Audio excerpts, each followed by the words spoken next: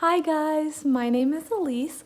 I am a sophomore at Hockaday, and I'm going to be reading you all this book. It's Curious George and the Firefighters, so I hope you'll like it.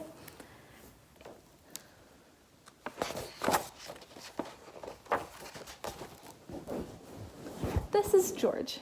He was a good little monkey and always very curious. Today, George and his friend, the man with the yellow hat, joined Mrs. Gray and her class on their field trip to the fire station.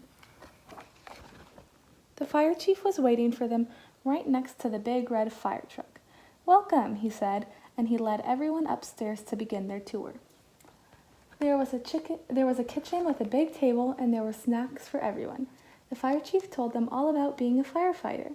George tried hard to pay attention, but there were so many things for a little monkey to explore, like that shiny silver pole in the corner. Here. Where did that pole go? George was curious. Why, it went back downstairs.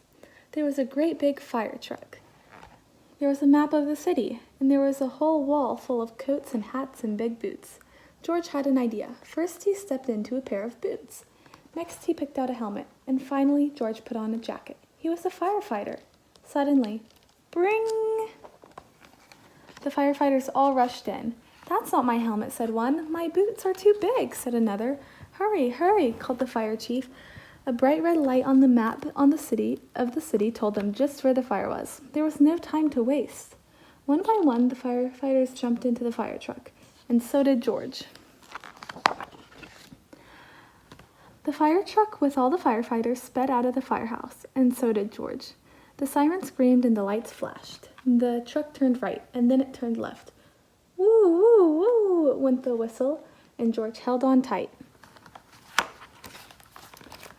And just like that, the fire truck and all the firefighters pulled up into a pizza parlor on Main Street. Smoke was coming out of a window in the back, and a crowd was gathering on the street. "Thank goodness you're here," cried the cook. The firefighters rushed off the truck and started unwinding their hoses.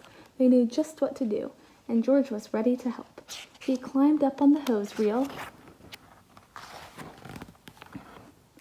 One of the firefighters saw George trying to help, and he took George by the arm and led him out of the way.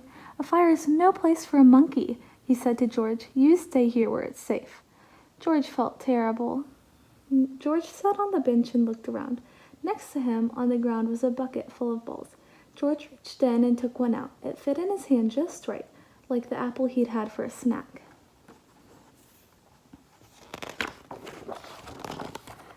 A little girl was watching George. He tried to give her the ball, but she was too frightened. George took another ball, and another. "Look," a boy said, "that monkey is juggling." The boy took a ball from the cage and tossed it to George, but it went too high. George climbed up onto the fire truck to get it.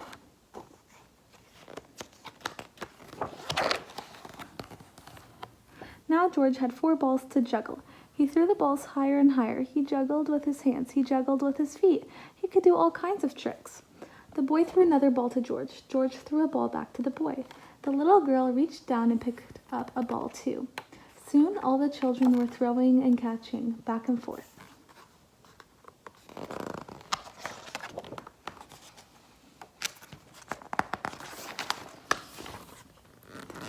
The fire chief came to tell everyone that the fire was out. Just then, the little girl laughed and said, "Look, Mommy, a fire monkey." "Hey," called the fire chief, "what are you doing up there?" "What a wonderful idea," the little girl's mother said to the fire chief.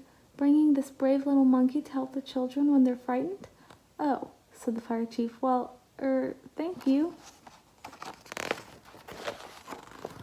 Before long, the fire truck was back at the firehouse, where a familiar voice called, "George!" It was the man with the yellow hat.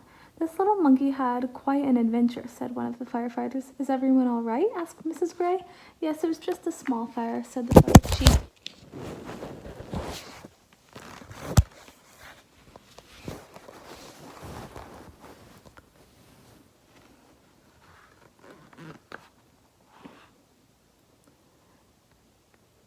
"Yes, it was just a small fire," said the fire chief, "and George was a big help."